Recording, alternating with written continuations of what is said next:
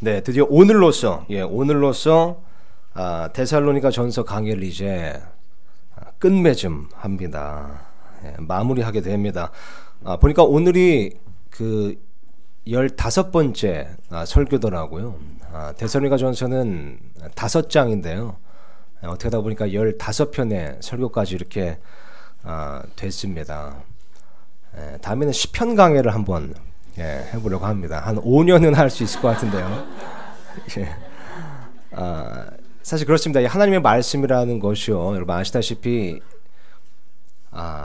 정말 이 캐면 캘수록 그 얻을 수 있는 정말 보화 같은 유익이랄까요, 지혜랄까요, 그것이 무궁무진한 겁니다. 그래서 이 데살로니가 전서를 이렇게 15편의 설교로 마무리하지만요, 사실 여전히 아쉬운 게 많습니다. 조금 더 묵상해 보면 더 이렇게 발견할 수 있는 것들, 더 이렇게 묵상해 볼 수 있는 것들, 다룰 수 있는 내용들이 참 많기 때문이죠. 오늘 보는 본문 말씀도 그렇습니다. 참 유명한 말씀들이고요. 이 한 구절 한 구절이 참 보화 같은 말씀이어서요, 사실 이 한 구절만으로도 뭐 몇 시간을 이렇게 나눠볼 수 있을 겁니다. 근데 오늘은요, 이렇게 요점만 간단하게 살펴보고요, 2018년을 끝맺음과 동시에 이 데살로니가 전서 강해를 끝맺도록 하겠습니다. 여러분 오늘 본 말씀은요, 이 사도 바울이 하나님의 영감으로 데살로니가 교회 그 성도들에게 쓴 첫 번째 서신을 이제 끝맺음하면서요, 그죠? 마지막으로 권면하는 내용이 담겨 있습니다. 그래서 지난 시간에 살펴본 것처럼요, 12절에서 15절까지는 이제 다른 사람들의 관계에 대한 권면을 주는 겁니다. 그죠? 그리고 오늘 보는 16절부터는요, 하나님과의 관계, 그 개인적인 하나님과의 관계에 대한 권면과 간청이 지금 담겨 있는 겁니다. 그죠? 12절에서 15절까지는 다른 사람들과의 관계에 대한 권면이라면 16절부터는 하나님과의 관계, 나와 하나님과의 그 개인적인 관계에 대한 권면과 간청이 담겨 있다는 거죠. 그래서 이것을 오늘 하나하나 살펴볼 텐데요, 사실 오늘 본 말씀은 사람들이 참 좋아하는 구절입니다. 그죠? 특히 암송하기 좋아하는 구절이죠. 암송하기 너무 좋은 구절이죠. 그죠? 짧잖아요. 항상 기뻐하라, 그죠? 쉬지 말고 기도하라, 모든 일에서 감사하라. 우리가 적어도 이 세 구절은 다 암송할 수 있습니다. 사실 이 본문 말씀을 가만히 보면요, 참 이 한 해를 마무리하면서 묵상하기에 참 좋은 구절입니다. 지난 한 해를 반성해 보기에 참 좋은 구절들이고요, 또 다음 한 해를 다짐해 보기에 참 좋은 구절들입니다. 그래서 오늘 이 말씀들을 한번 살펴볼 때요, 여러분 지난 한 해를 한번 돌아보시고요, 내가 어떻게 잘 살았는가 한번 돌아보시고요, 또 다음 한 해를 다짐해 보시는 그런 시간이 되었으면 좋겠습니다. 16절부터 보겠습니다. 이렇게 쓰였습니다. 항상 기뻐하라. 항상 기뻐하라. 여러분 어떠세요? 지난 한 해 기쁜 일이 많으셨습니까? 사실 오늘 말씀에 비춰보면요, 이 질문이 잘못된 질문입니다. 그래서 오늘 성경 말씀은요, 오늘 보는 이 말씀은 기뻐할 만한 일을 기뻐하라 라고 말씀하는 것이 아니라 항상 기뻐하라 라고 말씀하고 있기 때문입니다. 여러분 어떻게 항상 기뻐할 수 있을까요? 사실 이게 논리적으로는 굉장히 간단합니다. 여러분 우리가 항상 기뻐할 수 있으려면요, 항상 변함없는 것을 기쁨의 대상으로 삼으면 됩니다. 죄송합니다. 항상 변함없는 것을요, 기쁨의 이유로 삼으면 되는 겁니다. 여러분 우리가 만약 상황을 기쁨의 대상으로 삼는다면요, 상황을 기쁨의 이유로 삼는다면요, 우리는 항상 기뻐할 수 없습니다. 왜냐하면 상황은 항상 변하기 때문이죠. 우리가 만약 통장의 잔고를 기쁨의 대상으로 삼는다면요, 우리는 항상 기뻐할 수 없습니다. 왜냐하면 통장의 잔고는 항상 들쑥날쑥하잖아요. 날씨도 마찬가지입니다. 우리가 날씨를 기쁨의 이유로 삼는다면요, 항상 기뻐할 수 없습니다. 그죠? 미세먼지가 매우 나쁨일 때는 기뻐할 수 없는 겁니다. 우리의 감정도 마찬가지입니다. 우리는 감정을 우리의 기쁨의 대상으로 삼아서는 안 됩니다. 우리의 감정은 시시때때로 변하기 때문입니다. 나를 향한 다른 사람들의 시선, 나를 향한 다른 사람들의 평가, 다른 사람들과의 관계, SNS에서의 좋아요 수, 댓글 수, 우리가 이런 것들을 기쁨의 대상으로 삼고 기쁨의 이유로 삼는다면요, 우리는 항상 기뻐할 수 없습니다. 왜냐하면 그것들은 항상 변덕스럽고 항상 변하고 그것들은 일시적이고 한순간이기 때문입니다. 그래서 여러분, 우리는요, 항상 기뻐할 수 있으려면요, 항상 변함없는 것을 기쁨의 대상, 기쁨의 이유로 삼아야 되는 겁니다. 예를 들면 하나님께서 우리와 함께 하신다는 사실이요. 예수님께서 말씀하셨습니다. 보라, 내가 세상의 끝까지 너희와 항상 함께 있느니라. 여러분, 한번 가만히 생각해 보세요. 만물을 창조하신 하나님께서요, 모든 것을 주관하시고 다스리시는 하나님께서, 우리를 지극히 사랑하시는 하나님께서 지금 여기에 계십니다. 지금 여기에 계십니다.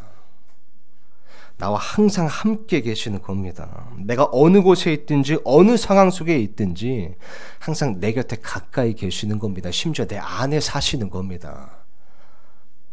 여러분, 우리가 여기에 기쁨을 둔다면요, 우리는 항상 기뻐할 수 있습니다. 왜냐하면 하나님께서 항상 우리와 함께 하시면서요, 우리를 떠나거나 버리지 않으시기 때문입니다.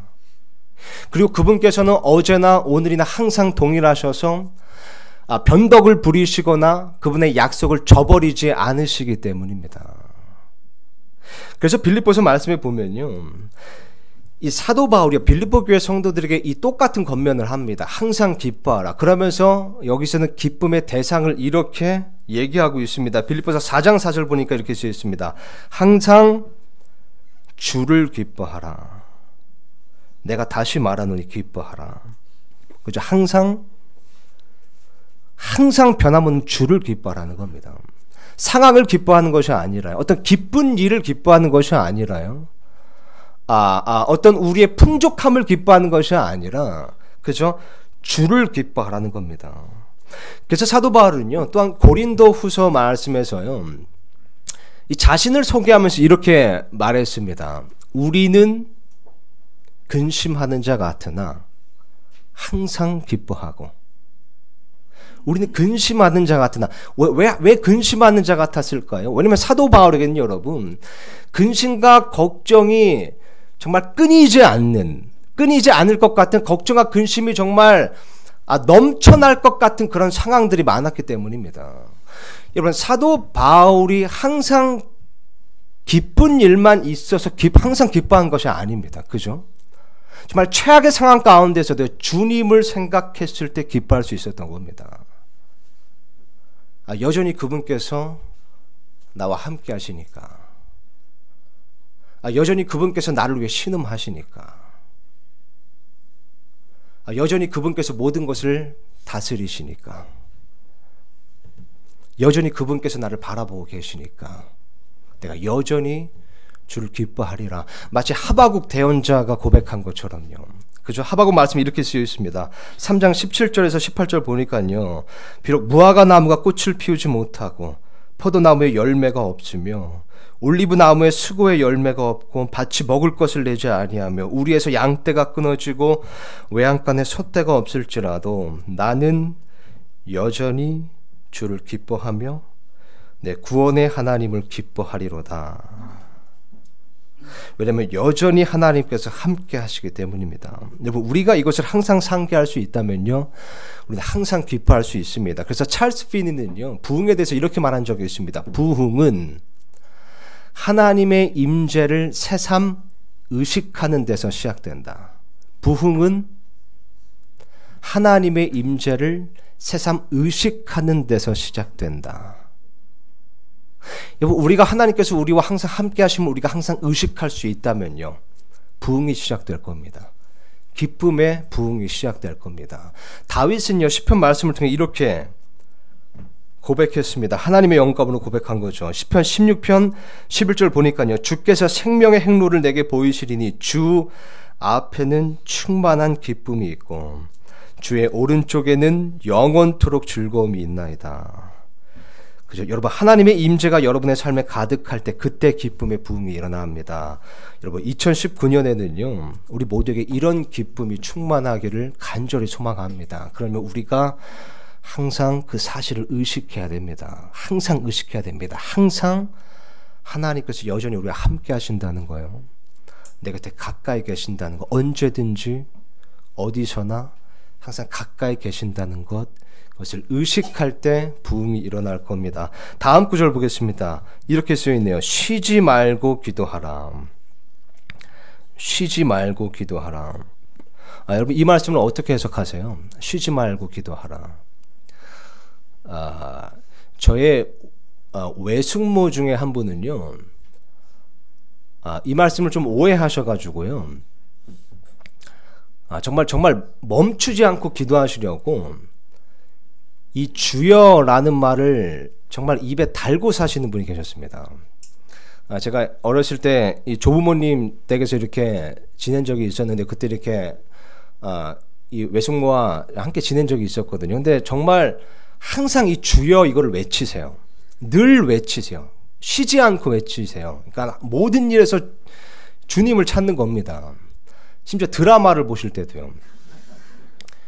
그러니까 모든 장면에서 다 주여를 외치십니다. 남자 주인공, 여자 주인공 뽀뽀를 하면 주여. 여자 주인공이 남자 주인공 뺨을 때리면 아유 주여. 모든 장면에 다 주여를 이렇게 붙이시더라고요. 쉬지 않고 정말 기도하시는 분이었죠. 근데 이게 그런 말씀일까요? 그게 아닙니다. 이것은 어떤 틱 같은 거를 지금 말씀하신 게 아닙니다. 그죠? 이것은요, 우리가 기도하는 것을 중단해서는 안 된다는 겁니다. 기도하는 것을 포기해서는 안 된다는 겁니다. 기도하는 것을 게을리해서는 안 된다는 겁니다. 히브리서 말씀처럼요, 하나님을 부지런히 찾아야 된다는 겁니다. 야곱처럼요, 하나님을 붙들고 있는 손을 결코 놓아서는 안 된다는 겁니다. 여러분, 우리는 쉬지 말고 기도해야 됩니다. 항상 나의 시선과 나의 초점과 내 마음과 나의 소망을 하나님을 향하게 만들어야 되는 겁니다. 쉬지 말고 기도해야 되는 겁니다. 그분의 임재를 항상 의식하고 있어야 됩니다. 꾸준히 신실하게 그분의 은혜의 왕자로 나아가야 되는 겁니다. 부지런히 그분을 찾아야 되는 겁니다. 우리의 소망이, 우리의 마음이 그분을 항상 향하게 하고 있어야 된다는 겁니다.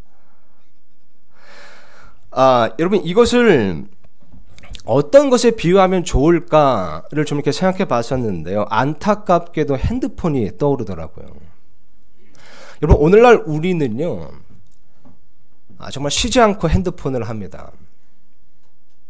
항상 핸드폰을 의식하고 있습니다. 그죠? 내 핸드폰 어디 있지? 그죠? 늘 핸드폰을 붙들고 있습니다. 항상 신경이 거기에 쏠려 있는 거죠. 어떤 사람들은 핸드폰하고 대화도 하더라고요. 그죠? 시리아 지금 몇 시야? 시리아 오늘 날씨가 어때? 시리아 너 나 좋아해? 그죠? 여러분, 안타깝지만요, 우리가 우리의 마음을, 우리의 신경을, 우리의 시선을 핸드폰을 향하게 하는 것만큼 하나님을 향하게 한다면요, 이 말씀에 대해서 부흥이 일어날 겁니다. 이 말씀에 대해 부흥을 체험할 겁니다. 여러분, 기도는요, 정확한 지표입니다. 여러분, 기도는요, 우리의 믿음이 어떠한지를 보여주는, 우리가 누구를 진짜 의지하고 신뢰하는지를 보여주는, 우리의 영성의 수준이 지금 어떠한지를 보여주는 정확한 지표입니다.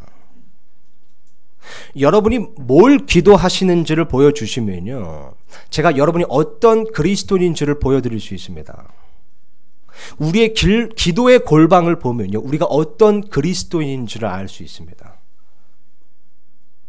여러분, 제가 목회를 시작하고 나서요, 들은 말 중에 가장 뿌듯했던 말은요, 제 딸 주비가 제 방을 보고 아빠가 기도하는 방이라고 불렀을 때입니다. 그러더라고요. 아빠가 기도하는 방에서 사탕 하나만 꺼내주세요. 그래서 경각심을 가지고 제가 책상에 이렇게 걸어놓은 기도에 관한 글들이 있는데요. 그 중에 이런 글이 있습니다. 이엠 바운즈가 한 말이죠. 화면에 띄워놨습니다. 참으로 놀라운 일이 일어나고 있다. 그것은 교회 교인으로 등록한 사람들이 기도하지 않는다는 것이다. 기도의 골방이 무엇인지 전혀 모르는 사람들이 교회의 일을 추진하는 현실은 참으로 두려운 일이다. 그가 한 말 중에 이런 말도 있습니다. 주 우리 하나님의 능력에는 제한이 없다. 다만 우리의 적은 믿음과 약한 기도 때문에 그분의 능력이 제한적으로 나타날 뿐이다. 여러분, 지난 한 해 여러분의 삶 가운데서 얼마나 큰 하나님의 영광과 능력이 나타났습니까? 여러분의 기도의 골방을 보여주신다면요, 제가 그 이유를 말씀드리겠습니다. 여러분, 기도를 중단한다는 것은요, 우리의 삶 위에 하늘의 문을 닫아버리는 겁니다. 우리 교회 어떤 성도님은요, 주말 아침마다 이곳 교회에 오신대요. 거의 뭐 1시간이 걸리는 그 거리를 대중교통을 타고 교회에 오셔서요, 아무도 없는 예배당에서 기도를 하고 이렇게 돌아가신답니다. 우리 모두가 다 그렇게 해야 된다고 말씀드린 것이 결코 아닙니다. 다만 말씀드리고자 하는 것은요, 어떤 사람들은요, 그것이 낭비가 아니라고 믿는 사람들이 있다는 겁니다. 어떤 사람들은요, 너무 바쁘기 때문에 반드시 기도해야 된다고 믿는 사람들이 있다는 겁니다. 그리고 대부분 하나님께서는요, 그런 사람들을 통해서 알게 모르게 세상을 변화시키십니다.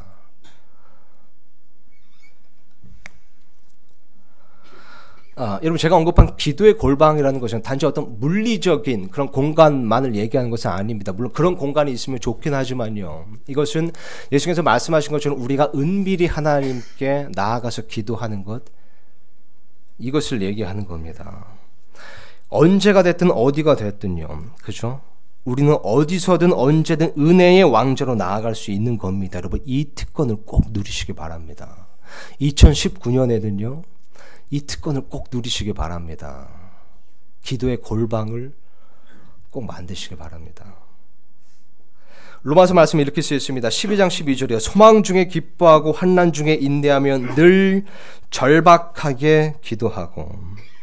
에베소서 6장 18절입니다. 모든 기도와 간구로 성령 안에서 항상 기도하되 모든 성도를 위해 모든 인내와 간구로 그 일에 깨어있고.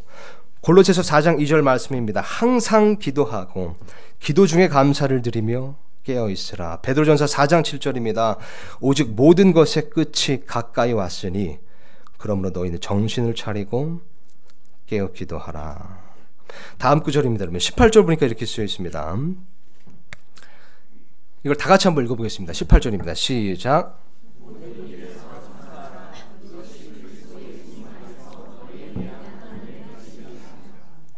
제가 예전에 한번 이 구절에 대해서 이제 설교한 적이 있었습니다. 또 그 이후에 이제 다른 교회들에게 이제 초청을 받아서요. 그래서 한 3번인가를 이제 다른 교회들에서 이렇게 이 주제에 대해서, 이 모든 일에서 감사를, 이 주제에 대해서 설교를 한 적이 있었는데요. 사실 그렇잖아요. 이 감사라는 주제, 여러분, 모든 일에서 감사를, 이 주제는요, 오늘날 우리 성도들에게 이제 식상한 주제가 되어버렸습니다. 그렇잖아요. 디모데후서 말씀처럼요, 오늘날 많은 성도들이요, 귀가 가려워서 건전한 교리를 견디지 못하고 뭐 유튜브나 카페 이런 데서 자극적인 소재를 찾고 있는 겁니다. 그런데 제가 참 놀란 것은요, 이 다른 교회들에서 이렇게 이 감사에 대해서 설교를 하는데요, 의외로 상당히 많은 분들이 이 감사라는 주제의 설교로 인해서 찔렸다는 피드백을 주시더라고요. 그러니까 어떤 격려와 위로가 될 것 같아서 이 메시지를 준비했는데 오히려 찔림을 받으셨다는 겁니다. 감사하지 못하는 삶으로 인해서요. 어떤 사람은요, 이렇게 말한 적이 있습니다, 여러분. 아마 더 많은 그리스도인들을 하나님과 멀어지게 만드는 죄는 아마 감사하지 않는 죄일 것이다. 우리를 하나님으로부터 멀어지게 하는 치명적인 죄들이 있잖아요. 근데 그런 치명적인 죄들로 인해서 하나님과 멀어지는 사람들보다 이 감사하지 않는 죄로 인해서 하나님과 멀어지는 사람들이 더 많을 거라는 겁니다. 왜냐하면 이 감사하지 않는 것 이면에는 교만이 있고요. 감사하지 않는 것 이면에는 불평과 불만이 있기 때문입니다. 이 모든 것들이 다 하나님과 멀어지게 만드는 것들입니다. 여러분, 우리가 모든 일에서 감사할 수 있는 이유는요, 로마서 8장 말씀처럼 하나님을 사랑하는 자들, 곧 그분의 목적에 따라 부르심을 받은 자들에게 모든 것이 합력하여 선을 이루기 때문입니다. 우리가 모든 일에서 감사할 수 있는 이유는 모든 것이 합력하여 선을 이룰 줄을 우리가 믿기 때문입니다. 그래서 여러분, 이 말씀은요, 우리에게 이해를 요구하는 말씀이 아닙니다. 오히려 우리에게 믿음을 요구하는 말씀인 겁니다. 우리에게 믿음을 요구하는 말씀인 겁니다. 지금은 잘 이해가 되지 않지만 결국 하나님께서 모든 것을 합력시키셔서 결국 선을 이루실 거라는 그 믿음을 요구하는 말씀인 겁니다. 여러분, 예수님께서 이 땅에 계실 때요, 참 감사를 많이 하셨습니다. 그죠? 이 복음서를 보면 예수님께서 감사 기도를 많이 하셨거든요. 근데 한 장면, 예수께서 감사하셨던 한 장면이 개인적으로 굉장히 인상적입니다. 배반당하신 그날 밤에요. 이 제자들과 마지막으로 빵과 잔을 대하실 때요. 그 최후의 만찬, 사실 이 주의 만찬을 제정하실 때요. 그 날에 배반당하실 것을 아셨음에도 불구하고, 이제 곧 십자가에 못 박혀 죽으실 것을 아셨음에도 불구하고, 이제 채찍에 맞고 사람들에게 뺨을 맞으실 것을 아셨음에도 불구하고 그때 먼저 감사하신 겁니다. 고린도전서에 보면요, 그날은 이렇게 묘사하고 있습니다. 11절 23절에서 24절 보니까요, 내가 너에게도 정해준 것은 내가 주께 받은 것이니 곧 예수님께서 배반당하신 바로 그 밤에 빵을 집으사 감사를 드리신 뒤에 그것을 떼시고 이르시되 받아서 먹어라. 이것은 너희를 위하여 찢긴 내 몸이니 나를 기억하여 이것을 행하라 하시고, 자신의 몸이 찢기고 부서질 거라는 것을 말씀하시면서도요, 먼저 감사하신 겁니다. 모든 일에서 감사하신 겁니다. 여러분, 우리는 감사할 수 없는 상황 속에서도 감사함으로써요, 그분께 우리의 진짜 믿음을 보일 수 있는 겁니다. 진짜 믿음을 보일 수 있는 겁니다. 여러분, 예전에 말씀드린 적이 있지만요, 이 thank라는 단어 있잖아요. 감사하다라는 단어는요, 이 think, 생각하다라는 이 단어와 어원이 같다고 합니다. 여러분, 이 연말에요, 이 마지막 2018년 마지막 일요일에 한번 생각해 보시기 바랍니다. 하나님께 감사할 것들을 한번 생각해 보시기 바랍니다. 생각할 때 감사할 수 있습니다. 지금 한번 해볼까요? 지금 한번 이 하나님께 감사할 것을 한번 한 단어로 얘기해 볼까요? 제가 먼저 해보겠습니다. 여러분, 제가 한 단어 감사할 것을 얘기하면요, 아멘으로 화답해 주시면 감사하겠습니다. 예. 저는 이것으로 인해 감사합니다. 구원. 예, 구원으로 인해 감사하시죠. 하나만 더 해보겠습니다. 지체들. 좀 덜 감사하신가 봐요. 확실히 작아지시네요, 목소리가요. 예. 다시 한번 할까요? 예, 우리 사랑하는 성도들이요. 예. 혹시 여러분 중에 한번 해보실 분 계세요? 한 단어로, 한마디로 하시면 됩니다. 네? 인도요. 하나님의 인도. 아멘입니까? 아멘. 예. 또 다른 분 계십니까? 우리가 함께 할 수 있음을. 예, 이거 한 단어가 아닌데요. 예. 너무 좋네요. 그죠? 우리가 함께 할 수 있음을. 아멘입니다. 또 다른 분 계세요? 은혜. 하나님의 은혜요. 아멘이죠. 예. 또 다른 분 계십니까? 제가 한번 해보겠습니다. 우리가 볼 수 있는 두 눈이요. 우리가 들을 수 있는 귀요. 예. 또 다른 분 계십니까? 그렇게 없으신가요? 한 단어인데, 한 단어. 네. 없으세요? 변하지 않는 진리. 아멘입니다. 네. 또 다른 분 계세요? 네? 평강. 그렇죠. 아멘입니다. 말씀, 하나님의 말씀. 아멘이죠. 참 감사할 것들이 이렇게 많습니다. 우리가 좀 생각해 본다면요. 감사할 것들이 이렇게 많은 겁니다. 여러분 18절을요. 다시 한 번만 다 같이 한번 읽어보겠습니다. 시작. 모든 일에서 감사하라. 이것이 그리스도 예수님 안에서 너희에 대한 하나님의 뜻이니라. 아멘. 19절입니다, 여러분. 성령을 억누르지 말라. 성령을 억누르지 말라. 여러분 많이 들어보셨겠지만요. 여기서 억누르다라는 이 quench라는 단어는요. 물을 끼얹다, 불을 끄다라는 이제 의미를 가지고 있습니다. 왜냐하면 성경에서 줄곧 이 하나님의 영, 성령님을 묘사할 때요. 이 불로 묘사하기 때문입니다. 이사야서 4장 4절에 보면요. 하나님의 영을 불태우는 영이라고 묘사하고 있고요. 요한계시록 4장 5절에 보면 불타는 등불이라고 하나님의 영에 대해서 묘사하고 있습니다. 그래서 이 말씀은요. 성령님의 역사와 활동에 찬물을 끼얹지 말라는 겁니다. 여기에 대해서 몇 가지 생각해 볼 게 있는데요, 여러분. 하나님께서 우리에게 주신 은사 있잖아요. 소위 영적 선물이라고 부르는 은사들이 있습니다. 근데 이것을요, 고린도전서일 겁니다. 고린도전서에 보면요, 이 은사를 성령을 통해 우리에게 주셨다고 쓰여 있거든요. 그래서 히브리서 말씀에 보면 그것을 성령님의 선물들이라고 말하고 있습니다. 그러니까 성령님께서요, 우리 각자에게 다른 은사들, 영적 선물들을 주신 겁니다. 왜 그렇죠? 뭐라고 쓰여있죠? 그 이유가 목적이요. 하나님의 영광을 위해서 사용하라고, 교회를, 예수님의 몸된 교회를 세우는 데 사용하라고 성령께서 우리 각자에게 어떤 영적 선물, 은사를 주신 겁니다. 그래서 하나님께서는 우리가 성령께서 주신 그 은사를 사용하기를 원하시는 겁니다. 바꿔 말하면 성령님께서는요, 그 은사를 통해서 활동하시고 역사하기를 원하시는 겁니다. 근데 만약 우리가 그것을 소홀히 여긴다면요, 혹은 우리가 그것을 하나님의 영광을 위해서 예수님의 몸된 교회를 세우기 위해서 사용하지 않는다면요, 그게 바로 성령님을 억누르는 겁니다. 그게 바로 성령님을 억누르는 겁니다. 그래서 디모데후서에 보면요, 이 사도 바울이 디모데를 약간 이렇게 책망하는 내용이 나와요. 그러면서 뭐라 그러죠? 너가 안수 받을 때에 너 안에 있게 된 그 하나님의 선물을 불붙이게 하려고 내가 너로 하여금 기억하게 하노니.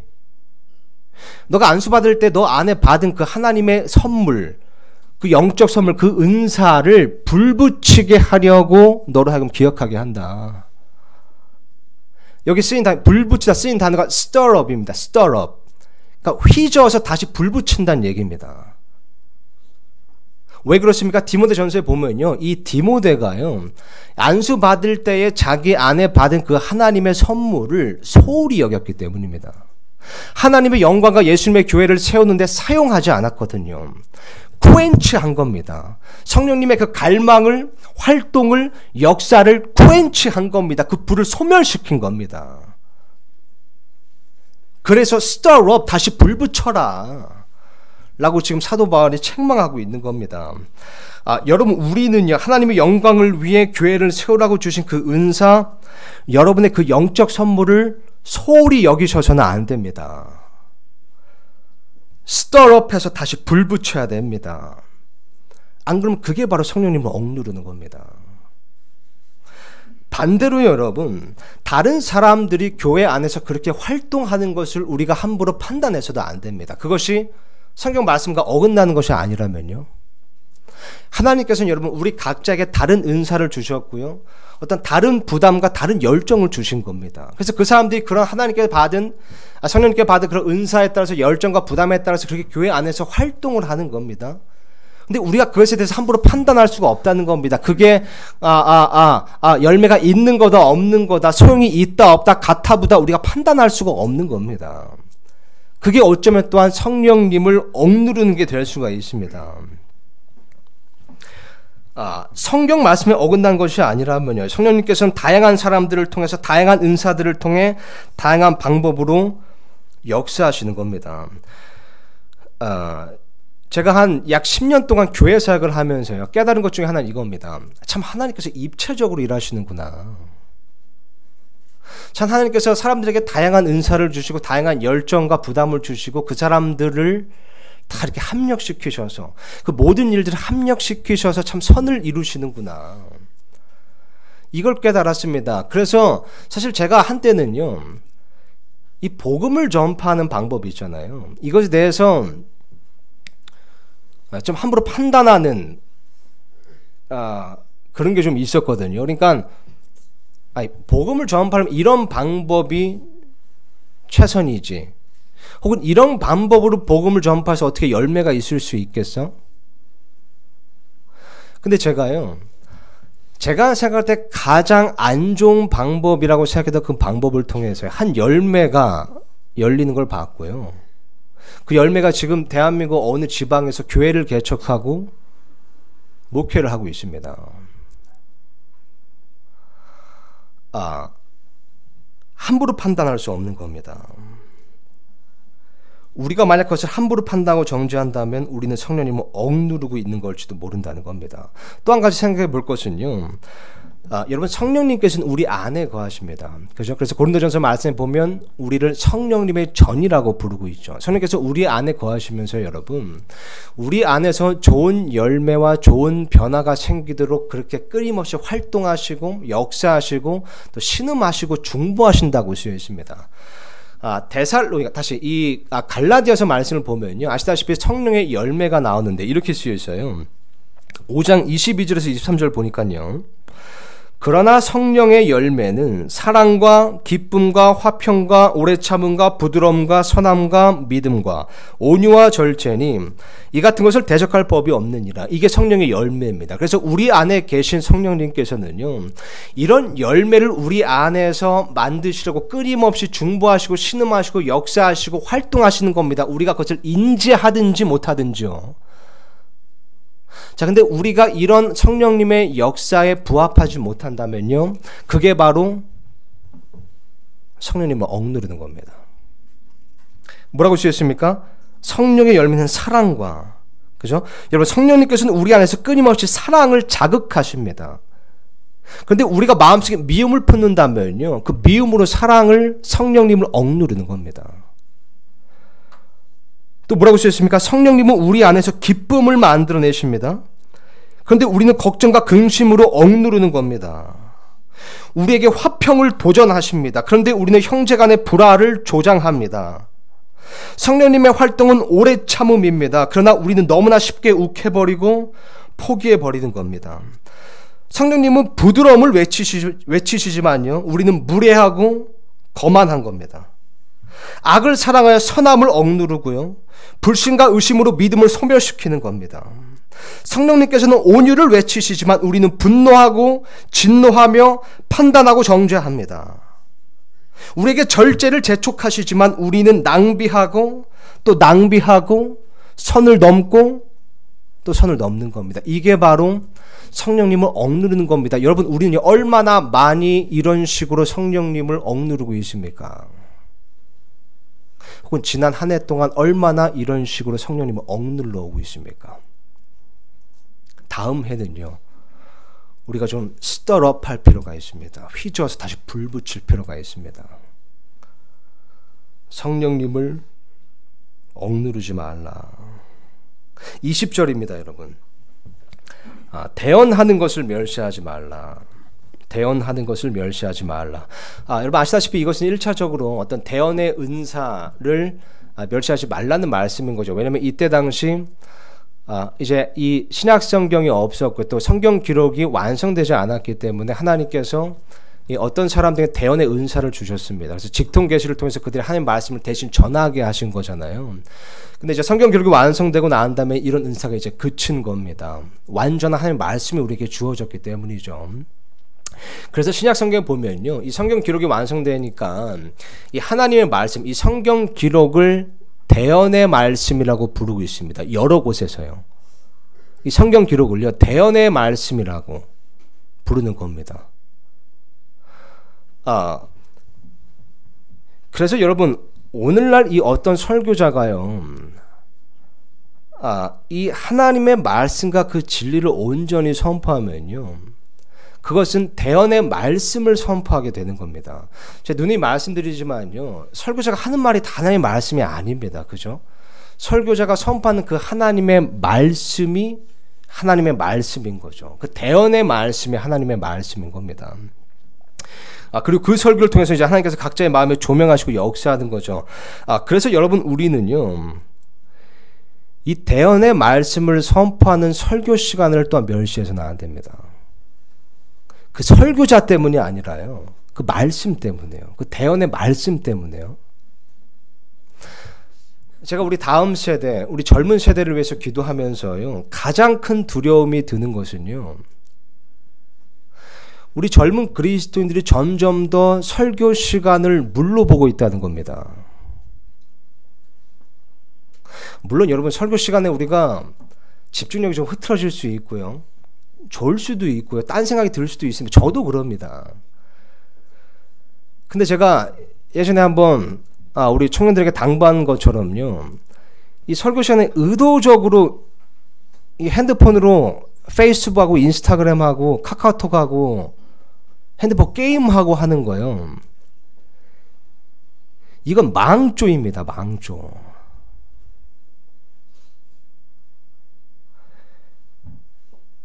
여러분, 저는요, 성경 말씀을 통해서, 경험을 통해서, 관찰을 통해서요, 하나님의 말씀을 존중하지 않는 사람을 하나님께서 존중하시는 것을 본 적이 없습니다. 여러분, 부흥을 위해서는요, 무조건 하나님의 말씀으로 돌아가야 됩니다. 하나님의 말씀을 존중하고 사모하는 세대를 하나님께서 존귀하게 여기시는 겁니다. 우리는 대언하는 것을 멸시하지 말아야 됩니다. 21절입니다. 모든 것을 시험해보고 선한 것을 굳게 붙들라. 여러분, 우리는 모든 것을 시험해 봐야 됩니다. 영어로 보면 prove라고 이제 되어 있죠. 옳고 그른지를 증명해 봐야 된다는 겁니다. 입증해야 된다는 거죠.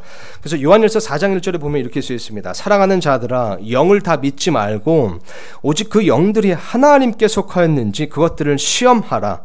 이는 많은 거짓 대언자들이 나와서 세상에 들어왔기 때문이라. 그죠? 그 영들이 하나님께 속하였는지 그것들을 시험해 봐야 됩니다. 우리는 모든 것을 시험해 봐야 됩니다. 무엇으로 시험해 봐야 되죠?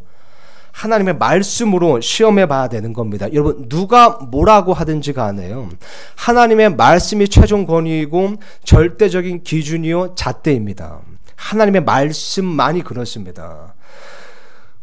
여러분, 유튜브에서 어떤 말을 들으시거나 어떤 설교자, 어떤 목사가, 심지어 저로부터 어떤 말을 들으실 때요, 그걸 누가 말했느냐에 따라서 그 말을 신뢰하시면 안 됩니다.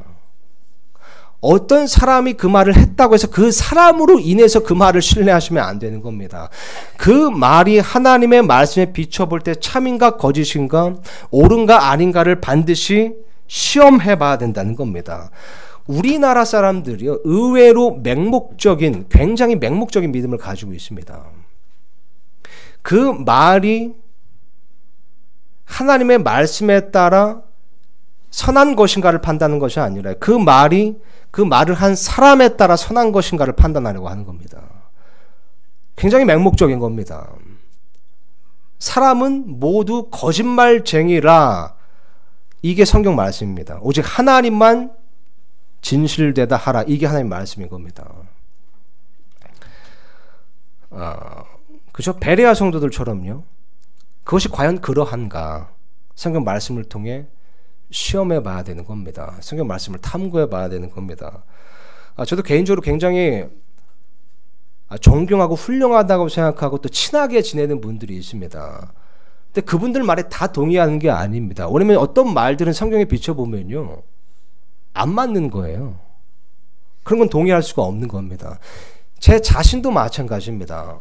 제가 어떤 갖고 있는 소신이 있고 철학이 있고 또 어떤 신념이 있었는데요, 누군가 저에게 와서 그것은 성경과 맞지 않는데요, 라고 해서 제가 버린 게 한두 가지가 아닙니다. 더 버려야 할 것이 있을 수도 있고요. 계속해서 점검해 보는 겁니다. 계속 시험해 보는 겁니다. 제가 갖고 있는 소신과 신념이 그러한가, 과연 하나님 말씀에 맞는가, 부합되는가를 계속 시험해 보는 겁니다. 아닌 것은 버리고 선한 것을 붙들어야 되는 겁니다. 선한 게 무엇이죠? 진리가 선한 겁니다. 진리가요.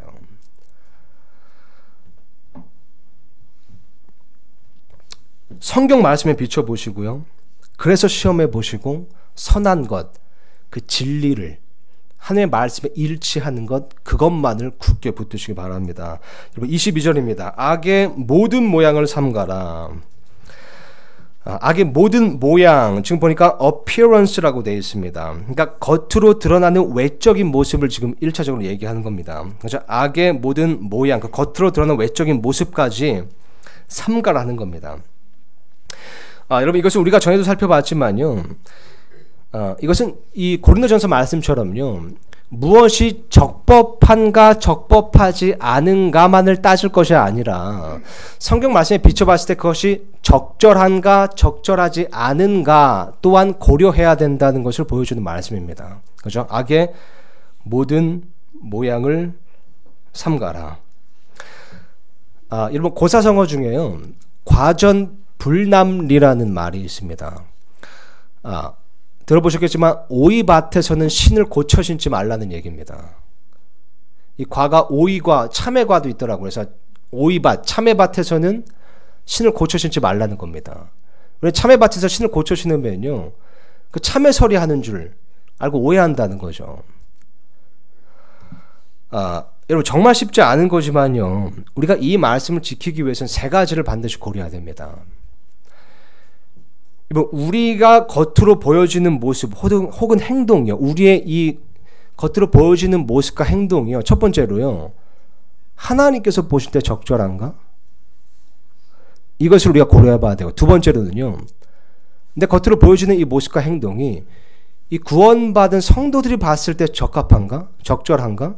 이것을 고려해 봐야 됩니다. 마지막으로요, 내가 겉으로 보여지는 이 모습과 행동이 믿지 않은 사람들에게도 적절한가? 믿지 않은 사람들이 볼 때도 적절한가? 이것 또한 고려해 봐야 됩니다.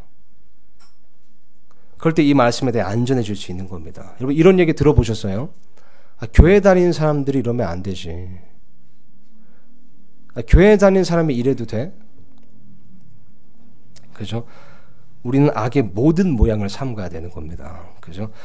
이제 마무리하고 마치겠습니다. 여러분 다음 구절부터는요, 이제 끝맺음으로 인사를 하는 내용이 나옵니다. 뭐 사실 이것도 이제 하나하나 곰곰이 살펴보자면요, 다룰 내용이 참 많습니다. 근데 이 시간에 주된 의미만 보고 이제 마치도록 하겠습니다. 23절입니다. 23절은 여러분 이 데살로니가 교회를 위한 사도 바울의 기도 제목입니다. 그죠? 23절 제가 읽겠습니다. 평강에 바로 그 하나님께서 너희를 온전하게 거룩히 구별하시기를 원하노라. 자, 너희를 거룩히 구별하시기, 너희가 거룩히 구별되는 것, 이것이 사도 바울의 이 데살로니가 교회 성도들을 향한 기도 제목이었던 겁니다. 왜 그랬을까요? 왜 거룩히 구별되기를 원했을까요? 왜냐하면 여러분, 거룩히 구별된 자를 하나님께서 사용하실 수 있기 때문입니다. 이 디모데후서 말씀 보면 이렇게 써 있습니다. 2장 21절 보니까요. 그러므로 사람이 이런 것들로부터 자기를 깨끗하게 하면 종기에 이르는 그릇 곧 거룩히 구별되어 주인이 쓰기에 합당하며 모든 선한 일에 예비된 그릇이 되리라. 그죠? 내가 거룩하니 너희도 거룩하라. 하나님의 명령입니다. 단지 이 명령 때문만이 아니라 하나님께 이 데살로니가 교회 성도들이 귀하게 쓰임받는 그릇이 되기를 원했기 때문에, 모든 선한 일에 예비된 그릇이 되기를 원했기 때문에 이들이 거룩히 구별되기를 사도 바울이 원하며 또 그렇게 기도한 겁니다. 여러분 우리가 주인에게 쓰임받기 위해서는요, 먼저 거룩히 구별되어야 합니다. 또 이렇게 기도하네요. 내가 하나님께 기도하여 너희의 온 영과 혼과 몸을 우리 주 예수 그리스도께서 오실 때까지 흠없이 보존해 주시기를 구하노라. 그죠? 온 영과 혼과 몸을, 이 사람의 삼위일체를 정확히 보여주는 구절입니다. 영과 혼과 몸을. 사도 바울은요, 이 데살로니가 교회 성도들의 영과 혼과 몸을 보존해 주시기를 하나님께 기도한 겁니다. 저도 이 성도님들을 위해 기도할 때요, 이렇게 기도합니다. 이 성도님의 영과 혼과 몸을 지켜주시길, 그리고 이 영과 혼과 몸의 피로를 채워주시길 기도하는 겁니다. 왜냐하면 이 기도에는요, 정말 많은 것들을 포함하고 있기 때문입니다. 2019년에요, 우리가 한번 다짐해 보면 좋을 것 같습니다. 우리가 서로를 위해 중보하기를 다짐해 보면 좋을 것 같습니다. 우리가 서로를 위해 내년엔 꼭 기도하리라. 그리고 중보하실 때 우리가 이렇게 기도하면 좋을 것 같습니다. 영과 혼과 몸을 지켜주시길, 영과 혼과 몸의 피로를 채워주시길, 우리가 서로 기도하면 좋을 것 같습니다. 24절입니다. 이렇게 쓰였습니다. 너희를 부르시는 분은 신실하시니 그분께서 또한 그것을 행하시리라. 여러분, 하나님께서 우리에게 고난을 허락하셨다면요, 그분께서 그 피할 길을 반드시 내실 겁니다. 우리 안에서 선한 일을 시작하셨다면요, 그것을 시작하신 분께서 반드시 이루실 겁니다. 우리에게 구원을 주셨다면 그것을 반드시 지키실 겁니다. 그러므로 신실하신 하나님을 끝까지 붙들고요, 신뢰하시기 바랍니다. 25절입니다. 형제들아, 우리를 위해 기도하라. 우리를 위해 기도하라.